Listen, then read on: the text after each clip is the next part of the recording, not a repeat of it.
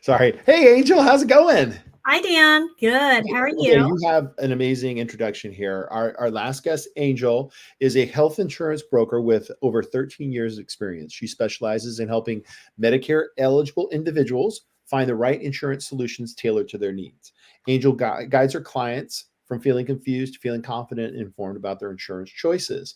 She also deals with small businesses and individuals that are looking for health insurance programs. She takes the time to understand each client's unique situation, budget, and crafts personalized options that align with our goals. Now, outside of work, Angel is a proud mother of two. She's also a passionate German Shepherd dog lover who enjoys spending her free time crabbing, beachcombing at the coast with her kids and parents. And then, yes, welcome to the show. It's so good to see you. Thank you. Thanks for having me. All right, so let's jump right in. So, did I described your services that you provide, right? Yeah. Helping Medicare and also helping small businesses, medium-sized businesses, large businesses with their health insurance needs, and then much, much more. There's a ton of other stuff. Today, we're talking about how providing, not providing healthcare can affect a business financially, right? So, talk to us about that. How does not providing healthcare affect a business financially? Yeah. In the small group market, which is the market I primarily work in for group health insurance plans. So think of 50 employees and under is that market. Right.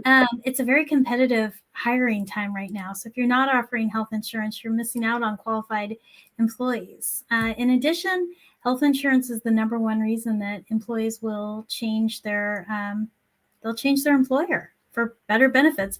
They will work for less pay in exchange for better benefits. So there's a few things that you miss out on by not offering health insurance. Right. So definitely being able to attract talent. That's an important thing, especially in Mhm. a tight job market. So how can a company afford though to offer healthcare benefits given those high costs? Yeah, so for small businesses, the cost for health insurance isn't slowing down. But for a lot of the small businesses, the trend I see right now is employers are offering a base benefit, and then they're offering like a base plan, and then they'll offer buy up options. So, Oh, depending on what their employees need or what their employees want, we've got the company sponsored plan. And then if you want a different plan, you can opt for a different plan, okay. and we will deduct for the difference. So how do you? I think you described this how you choose a healthcare plan that suits diverse needs, and Yeah. that is through offering a baseline and then options. Yes. Yes, yeah. So you'll see inside the population of the group, who are we looking to cover? Is it an older age demographic we're looking at? Are they all young and starting families? Are they in their early 20s? So when we look at health insurance planning for businesses, we're looking at who are we covering? What are their needs? How old are they? Awesome. So then, how do they determine who can qualify for these benefits?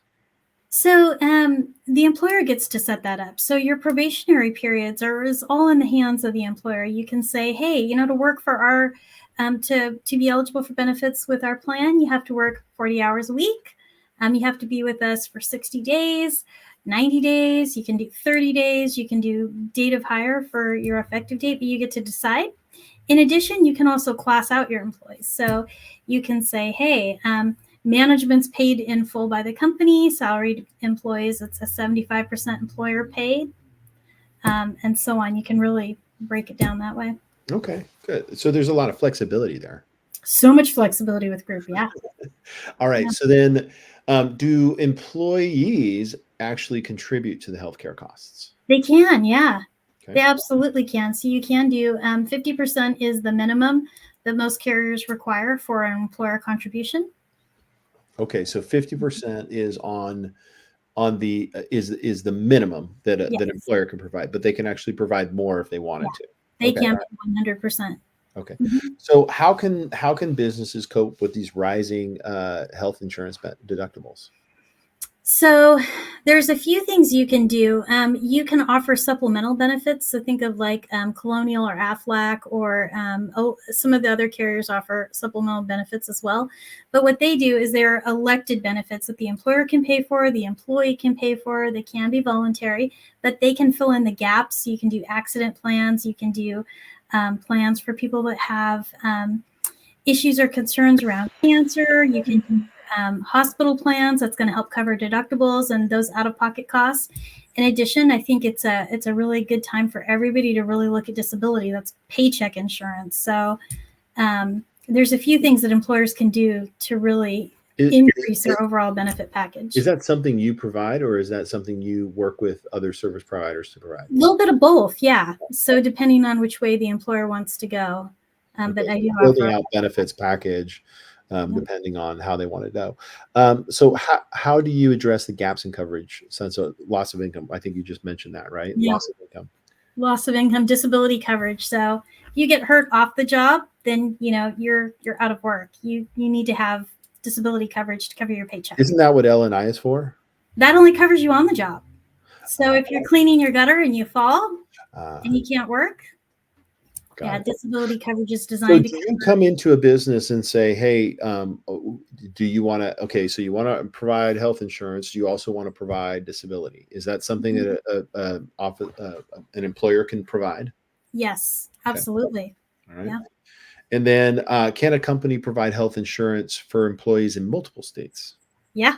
A lot of the carriers offer, like Blue Cross Blue Shield runs off of a nationwide network. A lot of the carriers that are available do have nationwide coverage. I do have to ask you about that offline. So put a little pin. Okay. Okay. All right. How about 1099 contractors? Can they be included in a company's health plan? So typically they can't. Group health insurance is for W-2 employees. I do have a carrier that does write 1099 employees. So if you have a business where your employees are all 1099 contractors, there is a plan available. And then our last question today is, what are the initial steps to set this up, to get started? Yeah, I always say get your eyes on the plan. So schedule time. Let's talk about your business. Let's talk about your employees. And then let's look at the plan options and the rates. Once you get your eyes on the cost, it's way easier to say, hey, this is something I'm ready. I want to move forward. Or you can say, okay, we're going to have to budget for this. But once you get your eyes on the cost, the rest of the scary details are easy. Gotcha. And I can tell you, I've worked with Angel and I've recommended her to many small businesses that I know. She knows this stuff inside and out. It's super complicated. I thought that we were supposed to solve the affordability thing. What happened with that? It went sideways. It went sideways fast. I mean, yeah, it's like nothing changed. It was so weird. I thought we changed it and then we didn't. And I don't know. I don't have an answer for that. Nor do you. I did too. Yeah. Yeah. All right. Well, listen, I so appreciate everything that you do for us. How do people get a hold of you, and what would be the first steps to finding out if you can help? Let's say somebody already has this set up, right? Is it no need to call you, or is there maybe something that you can do? So the nice thing about specifically when we look at group insurance plans, you can start a group plan any time of the year. You can cancel a group plan any time of the year. The carriers all do deductible crediting. It's a pretty competitive market. You can change your broker any time of the year. So if you're not happy where you're at, you can always just switch out your broker. So to get a hold of me, you can call me at my office, 425-616-2867, or you can email me, angel@trothandco.com. Or you can go to the website, www.trothandco.com. Awesome. Thank you, Angel. Appreciate it. Okay, I'm going to bring Tucker in for our last crosstalk segment. Did you learn anything there from our two small businesses, Tucker? I did. One, I'm not doing enough to keep my carpets clean. So I need to vacuum more, and don't rent those things from the grocery store to clean my carpets. Yeah, the one thing that kind of disgusts me is like, who used it before you? That's like, I know. Exactly. That's so gross. Cool. And Angel, you had a wealth of knowledge on health plans and things to do, and I think a lot of small businesses overlook that aspect to recruiting and retaining talent. So nice work. All right, what are you guys up to this weekend? Pacific Northwest. Angel, you got big plans? I'm actually going to go see the new Ghostbusters movie. Oh, I heard it was really good. My brother saw it. He said it was really good. Good throwback. How about you, Tucker? I'm going to hope to play golf. Hope to play golf. Okay. Yep. Somebody here might have just finished playing golf. Oh, there you go. Good day to play. This is a good day. All right. Thanks for all you out there watching. We appreciate it. If you know of a small business that wants to come on, please recommend us to the Seattle Real Estate Podcast. Have a wonderful week.